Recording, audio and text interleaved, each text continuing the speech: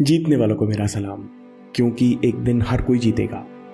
चिंता या एंजाइटी आपके दिमाग पर कैसे काम करती है, आपके दिमाग पर क्या असर डालती है, ये न्यूरोसाइंस में अब अच्छी तरह प्रमाणित है। लेकिन इस जानकारी या एनालिसिस से एंजाइटी कम नहीं होती। जब एंजाइटी का हमला होता है तो हम लोग प्रॉब्लम सॉल्विंग और नेगेटिव विचारों में अंतर नहीं कर सकते। एंजाइटी आपके सपनों और जीवन से खुशी और ऊर्जा निचोड़ देती है और आप हमेशा थका और परेशान महसूस करने लगते हैं।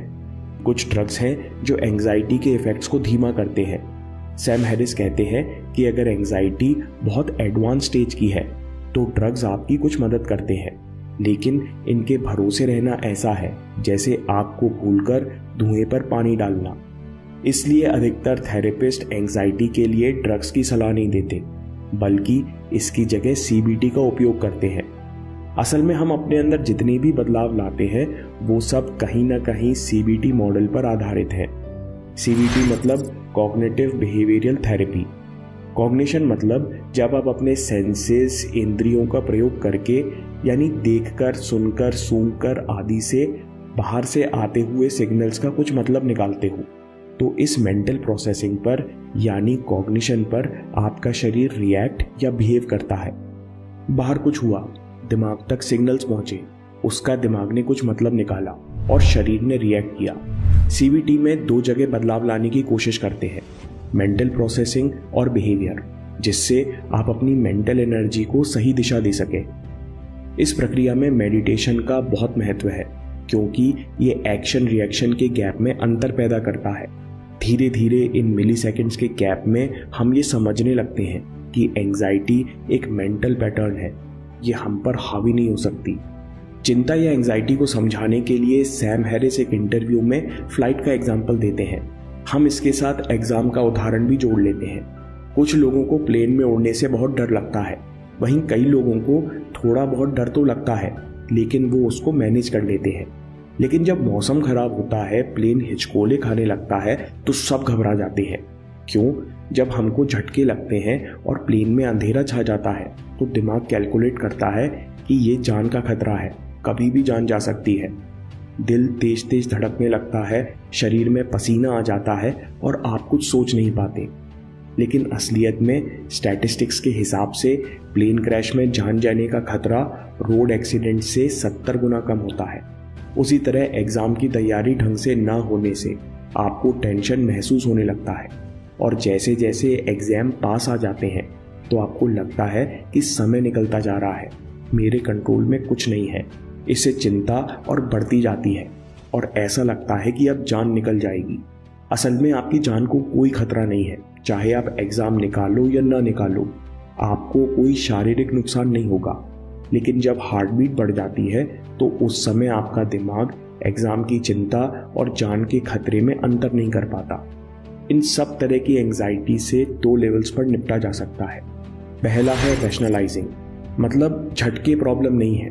जो झटके आपको प्लेन में लगते हैं उससे बहुत बुरे तो आपने ऑटो और बस में खाए हैं। इन झटकों से हमें शारीरिक नुकसान नहीं होता, लेकिन जब प्लेन में झटके लगते हैं तो आपके दिमाग में अलग थॉट पैटर्न शुरू हो जाते हैं। मतलब झटके यानी रॉ इन्फॉर्मेशन आपकी प्रॉब्लम नहीं है। इन झटकों का मतलब जो दिमाग निकाल रहा है वो आपको इस मेंटल प्रोसेसिंग को समय लेते बदल देना है, नहीं तो एक के बाद एक विचार आते जाएंगे।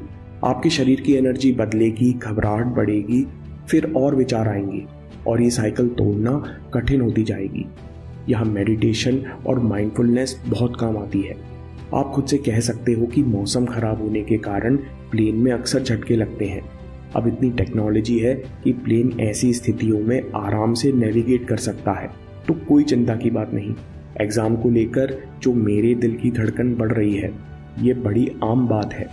लाखों स्टूडेंट्स और एथलीट्स के साथ भी ऐसा होता है। दिल की धड़कन तो एक्साइटमेंट में भी बढ़ती है, एक्साइटमेंट में पसीना भी आता है। ये बहुत नॉर्मल बात है। मुझे बस अपने अटेंशन को सही दिशा देना है, बाकी समय का सही उपयोग अपने आप हो जाएगा। इस रैशनलाइजेशन के बाद विचार थोड़ी देर के लिए शांत हो जाएंगे। इस समय आप मेंटल रिएक्शन के पार जाकर केवल रॉ इन्फॉर्मेशन को देख सकते हो।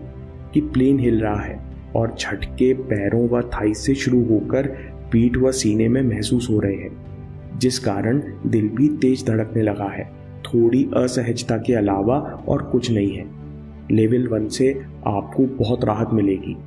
इस समय आप यहाँ रुक सकते हो या इसके साथ लेवल 2 का भी प्रयोग कर सकते हो। लेवल 2 है माइंडफुलनेस। जब चिंता होती है तो शरीर में फीलिंग और इमोशंस भी महसूस होते हैं। इनके प्रति सचेत होना, इनको समझना ही माइंडफुलनेस है। चिंता से उत्पन्न हुई फीलिंग क्या है? बस ये सेंसेशन मात्र है, शरीर में प्रकट होता हुआ एनर्जी का पैटर्न है और असलियत में इसका कोई मतलब नहीं है। ये बस शरीर में सिग्नल्स हैं और शरीर इनका ख्याल खुद रख रहा है। अक्सर इस फीलिंग के आते ही मेंटल रिएक्शन भी शुरू हो जाता है। एक के बाद एक विचार आने लगते हैं और फिर हम इनसे बचना चाहते हैं। लेकिन अगर आप इन सब से दूरी बना लो कि ये सब मुझे दिख रहा है, raw information, feeling, energy, thoughts, emotions, लेकिन ये मेंटल पैटर्न मुझे छू नहीं पा रहे, मैं इनसे दूर हूँ, मैं इनसे बचने की कोशिश भी नहीं कर रहा, ये अपने आप हो रहा है, मैं इन सब के बीच अपनी सांस के प्रति सचेत हूँ। जब ऐसा होता है तो इस फीलिंग और एडवेंचर की फीलिंग में अंतर नहीं रहेगा। जब आप ये सब दूर से देखते हो तब आप ईगो से दूरी बना लेते हो। तब हम समझते हैं कि जो भी अनुभव है इसका कोई स्थायी मतलब नहीं है। ये एंजाइटी, चिंता और दर्द आकर चला जाता है, लेकिन ये आपको कमज़ोर नहीं बनाता, आपको डिफाइन नहीं करता। जैसे अगर आपका सिर कई बार दुखता है तो इसका ये मतलब नहीं है कि आप बेकार इंसान हैं। उसी तरह अगर आपको एंजाइटी होती है तो इसका ये बिल्कुल मतलब नहीं है कि आप कमज़ोर इंसान हो। एंजाइटी से निपटने का सबसे गहरा तरीका है माइंडफुलनेस। जब विचारों और भावनाओं का तूफान उफनता है तब हम इसे स्वीकार करते हैं और इसके मध्य स्थिर रहते हैं। फिर पता चलता है कि आपको कुछ नहीं छू सकता। समरी में आपके पास 2 लेवल हैं। या तो रैशनलाइज कर सकते हो, अपने विचारों को शुरुआत से ही सही दिशा दे सकते हो कि मैं जो सोच रहा हूँ, ये जो मेंटल पैटर्न्स हैं, ये लॉजिकल नहीं है। ये शुरुआत में करना ज़रूरी है जब आपके इमोशंस और एनर्जी आपके कंट्रोल में है। माइंडफुलनेस मतलब आप raw information, signals, feelings, energy, thought patterns सब कुछ बिना रिएक्शन, जजमेंट और आलोचना के देख सकते हो। माइंडफुलनेस का मतलब ये भी है कि आप एंजाइटी से बचने की कोशिश भी दूर से देख सकते हो। ध्यान और मेडिटेशन का अभ्यास बहुत काम आता है।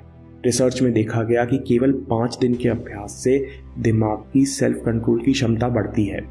हर दिन 20 मिनट माइंडफुलनेस मेडिटेशन का अभ्यास कर सकते हैं। इससे आपको बहुत लाभ होगा।